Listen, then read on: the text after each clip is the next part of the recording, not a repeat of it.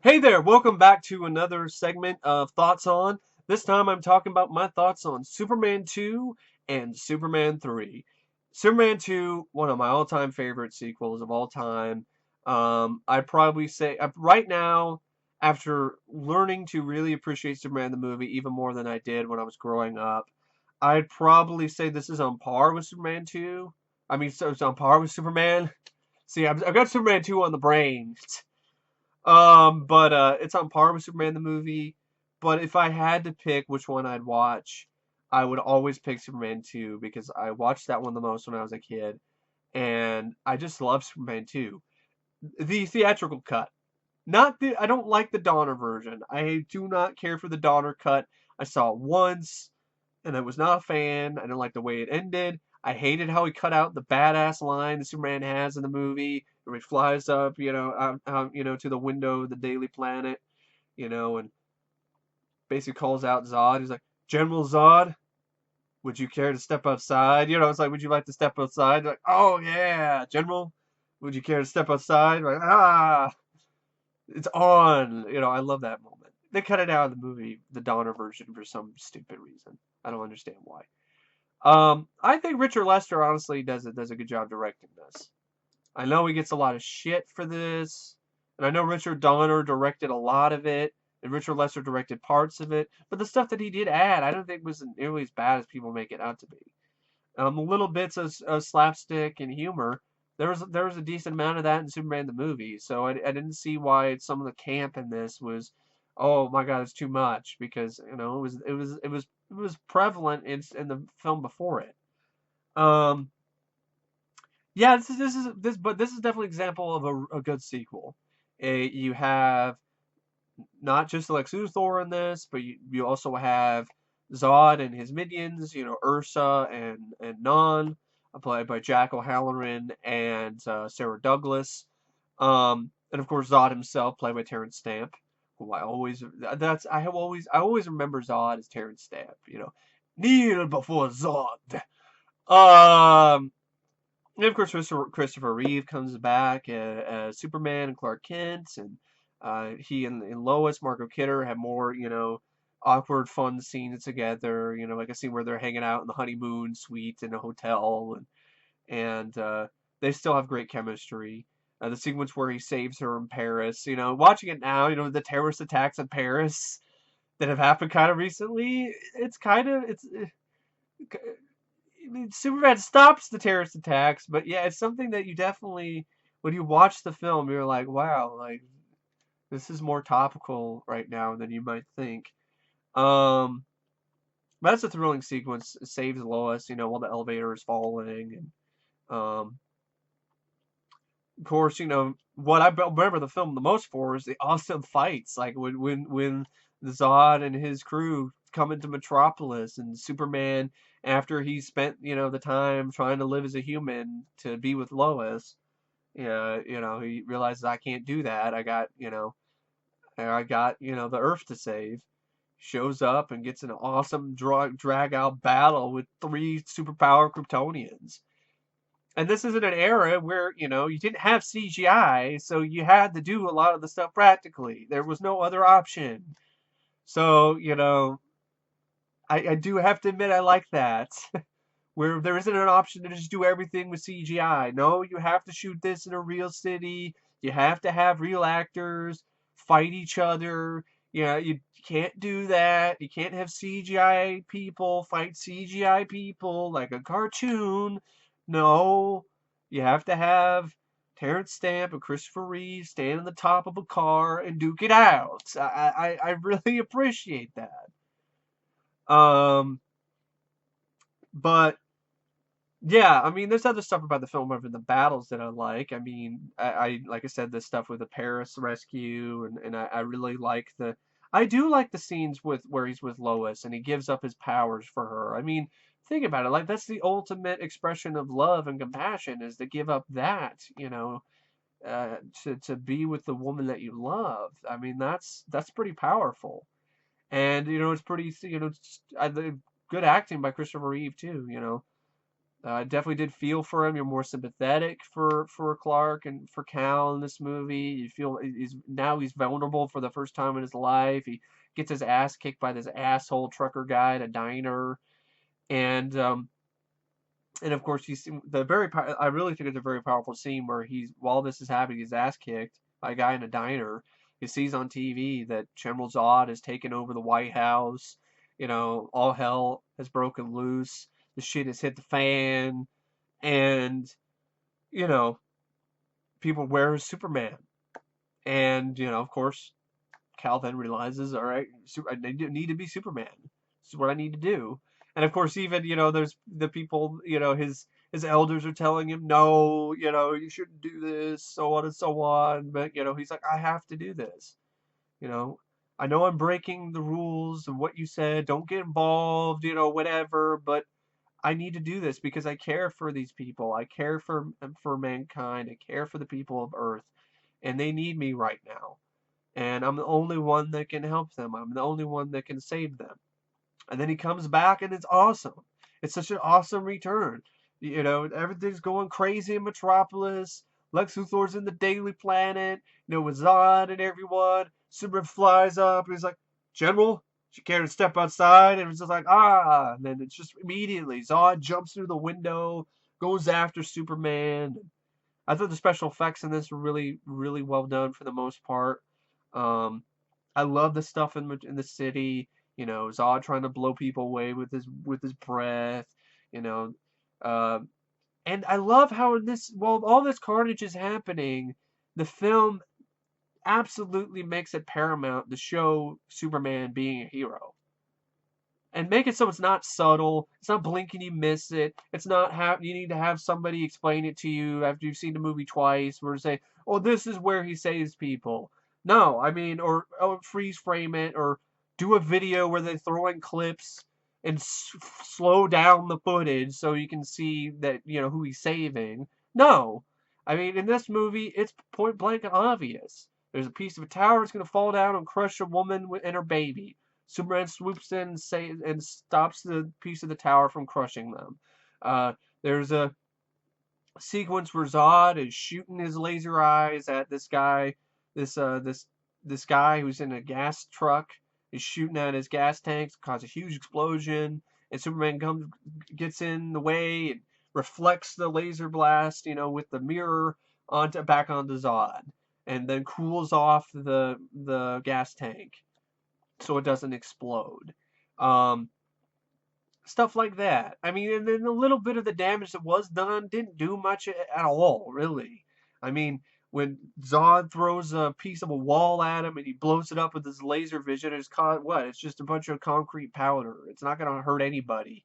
It might get in somebody's ice cream or get in their hair, but it's not going to kill anyone.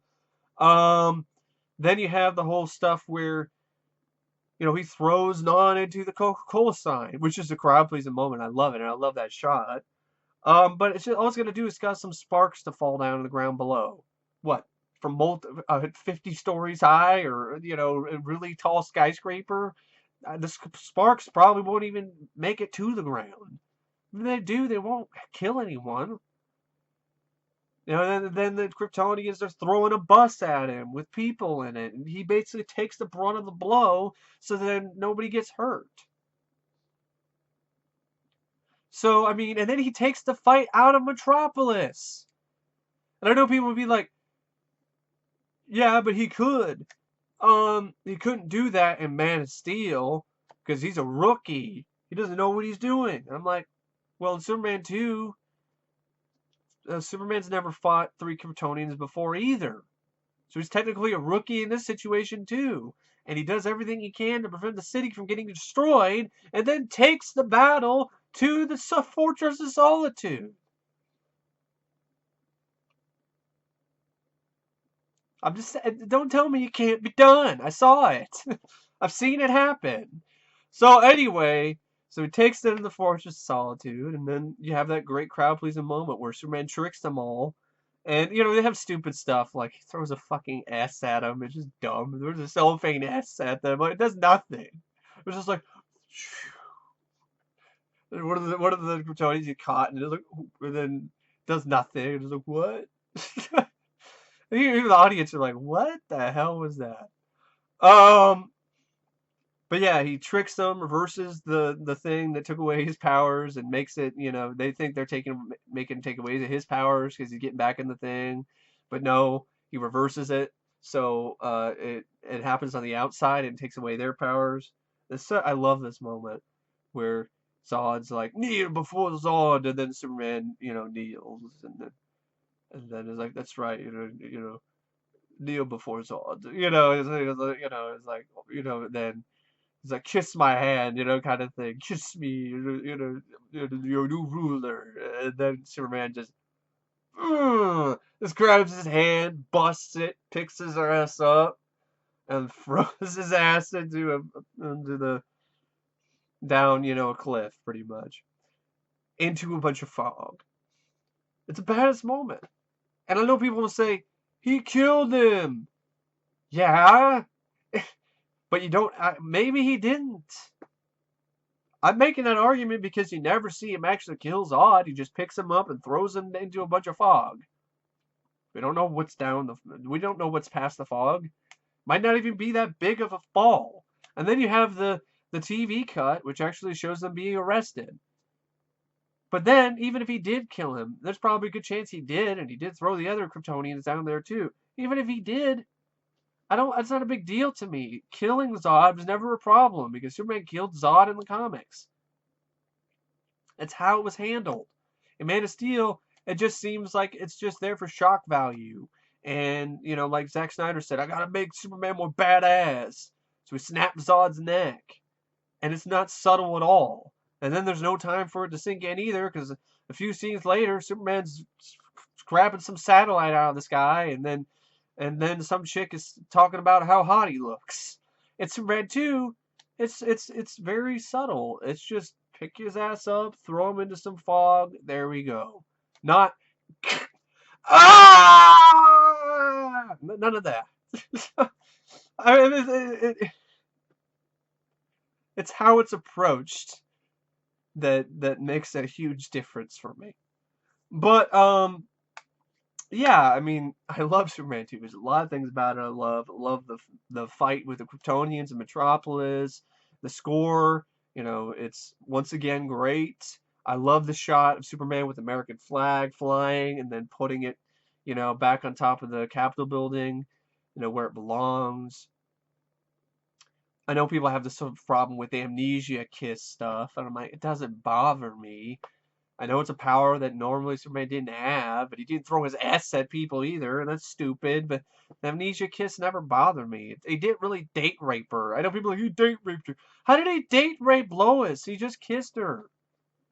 He kissed her to make her forget that he's Superman. I mean, she's not supposed to know he's Superman right now. That's not really something that is supposed to know at the moment. I mean, that's not a bad thing. I don't mind that. It's not a problem. It's not like he made her forget that I know they made love before and they had all of that and that happened and so on. And yeah, it's kind of weird, but it doesn't bother me.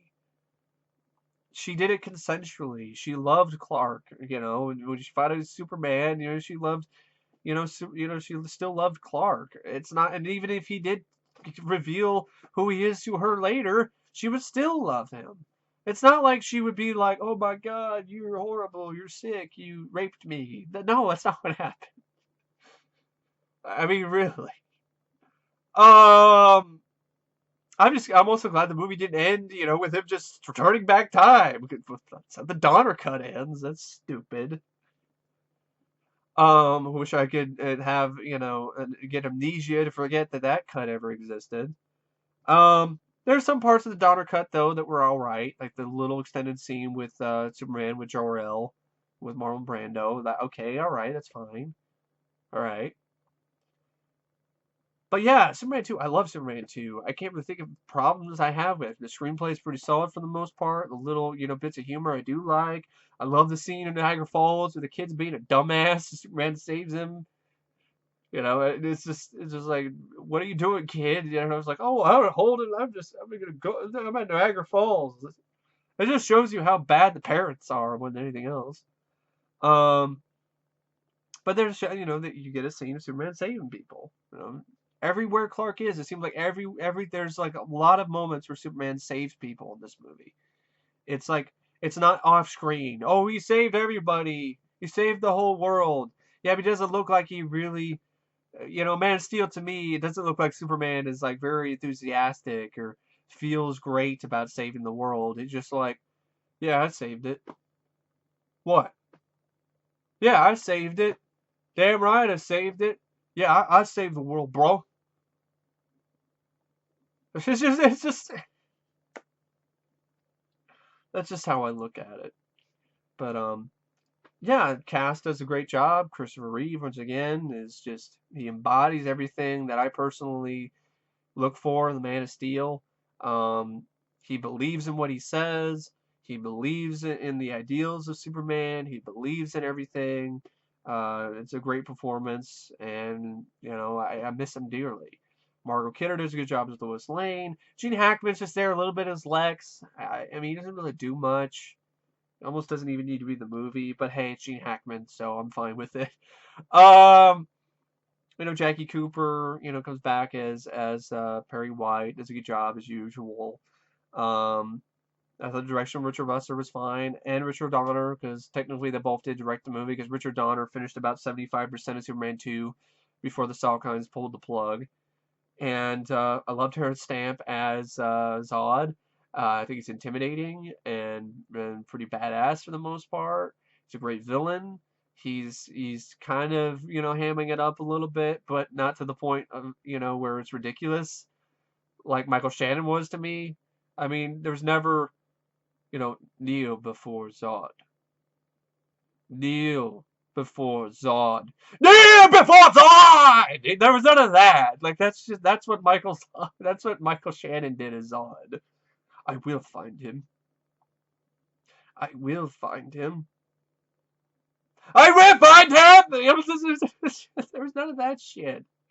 I mean, the stamp isn't going that crazy. There's no dick ships in this movie either. But yeah. Terrence Stamp will be my Zod. Whether or not people say, oh, he's not that silly, cheesy 80s Zod. I don't think he's cheesy. I don't think he's silly. I think Terrence Stamp is a great Zod and a great villain. I even like Sarah Douglas as Ursa. She has a good personality about her too, and I like the scenes where they get their powers and they're like confused and they're just testing it out on random things and people in the small town. Non can only shoot one laser out of his eye. Of course, the scene on the moon, like Houston, the whole sort of thing. Because welcome, the planet Houston, because they say, because it says Houston on, because Houston, because of course, the astronauts say, Houston, because they're talking to Mission Control. So, the Kryptonians think that they're talking about the planet as Houston. Yeah, I've always liked Superman 2.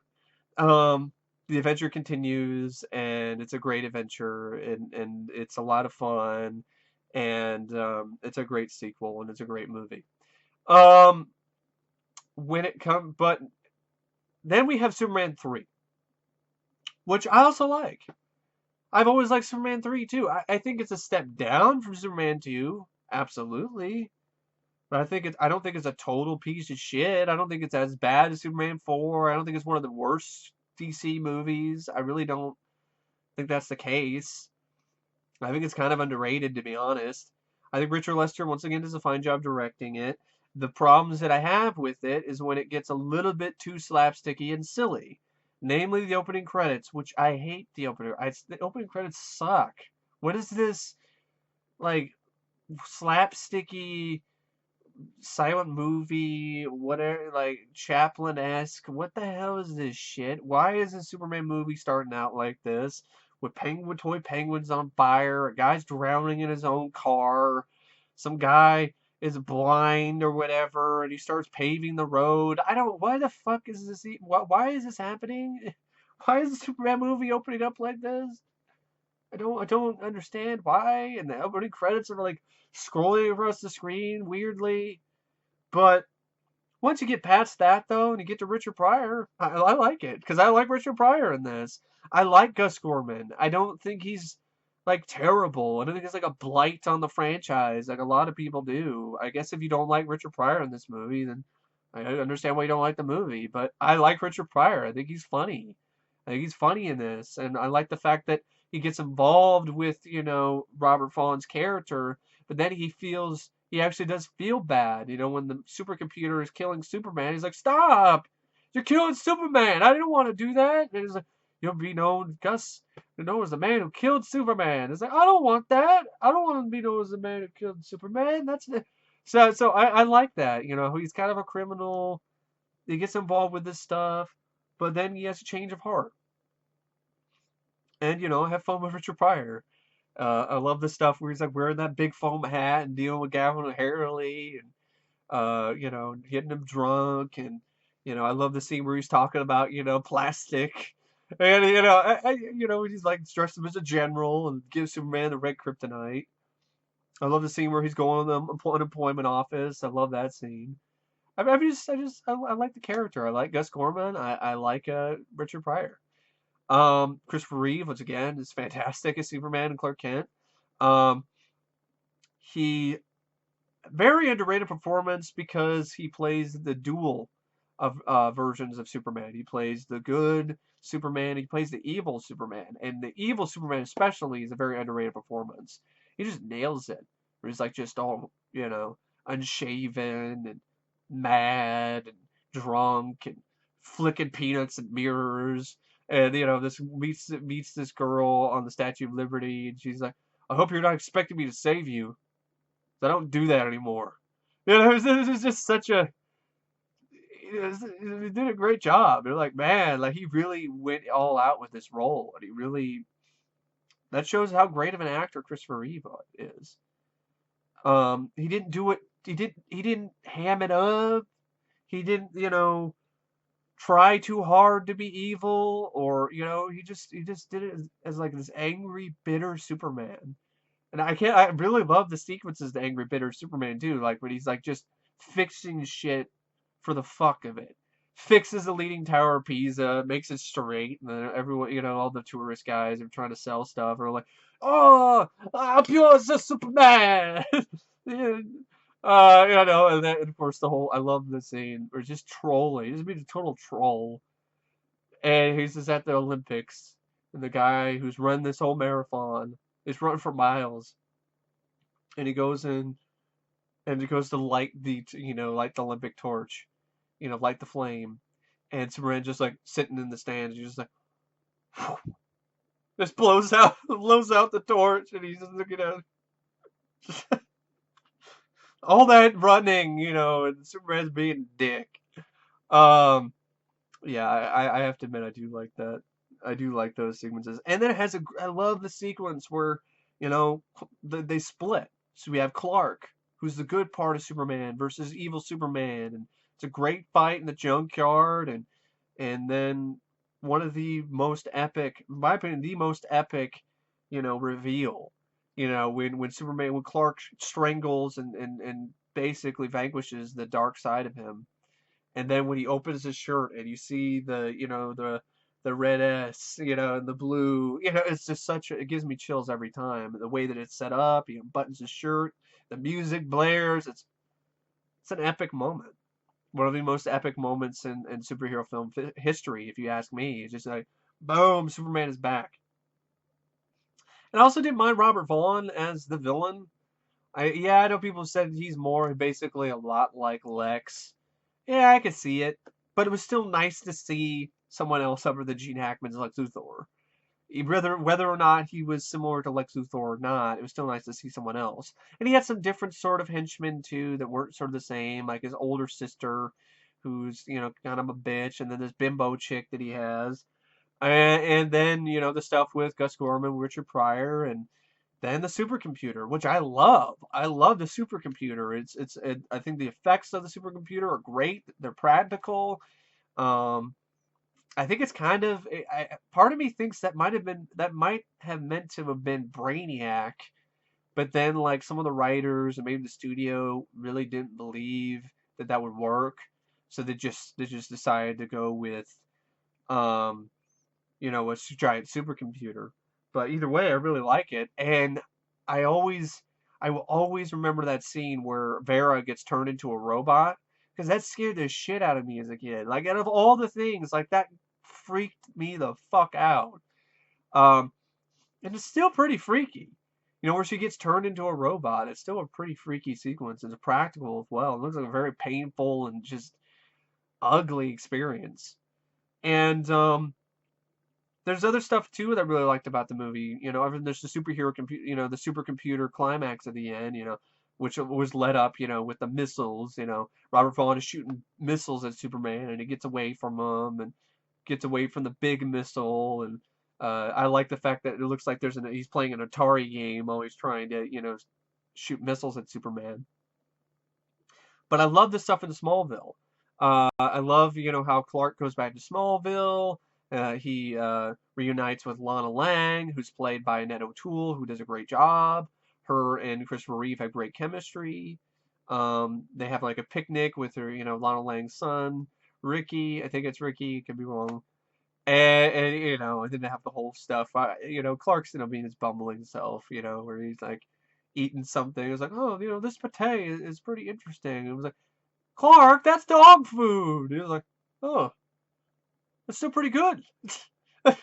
Oh, I like that. I like that Clark Kent.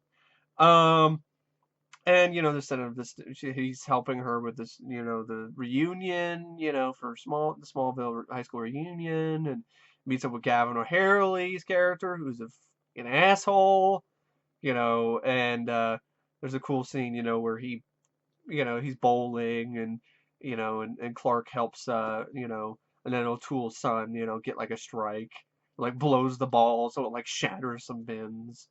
And there's even a fun scene where Gavin O'Harley gets his ass kicked. Um, Gavin O'Harley did a great job too playing this guy who's just he's the he's the atypical you know high school quarterback who's now in his 30s, who's clinging on to, his accomplishments when he was in high school. And that's like the best his life ever was. His life is pretty much shit now. He never really reached anything higher than that, other than, his past accolades as playing quarterback at his high school. Um, so yeah, there's a lot of things about it I even like this fun, kind of, silly stuff where the Daily Planet has like a lottery and like the machine is like broken. And it was nice too to see, a different to see Lana Lang. That's another thing I think really stands out. And the underrated about the movie is Annette O'Toole. She's a very sweet, kind-hearted um, performance, and she's a beautiful woman. And yeah, it was nice to see a dynamic between someone other than Lois. And Lois, she's in it too in a little cameo, and she goes off somewhere, it's Bermuda or something, to go do a story. I think she shows up at the end of the movie too. Um, but yeah, I like Superman 3. I think it's a fun movie. The only things I really have a problem with, I think it's just a step down from Superman, the movie Superman 2. The only problems I have with it is, yeah, there are some silly moments that are, slapsticky stuff that I'm not a fan of. Um, there are times where it can get a little bit too corny or a little bit too, uh, you know, they're just too silly and not really, not in a good way. But, for the most part, though, I like Superman 3. I even think, there's a lot of good sequences in it that I think don't get enough credit. The sequence where he, stops a chemical fire, I thought was pretty cool. Freezes a whole, the top of a lake and puts out the chemical fire. And I like how the chemicals that were in that sequence were actually used for later in the film. So they were used to destroy the supercomputer. Superman actually used his brain in this movie because he's a very intelligent person. I've yet to see that in any of these new Superman movies. But, it's just me personally.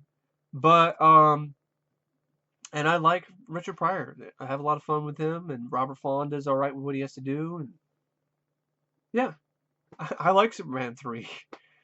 So yeah, I really don't know what else to say about Superman 3, except I think it's pretty underrated. I think it's an underrated sequel. It's fun.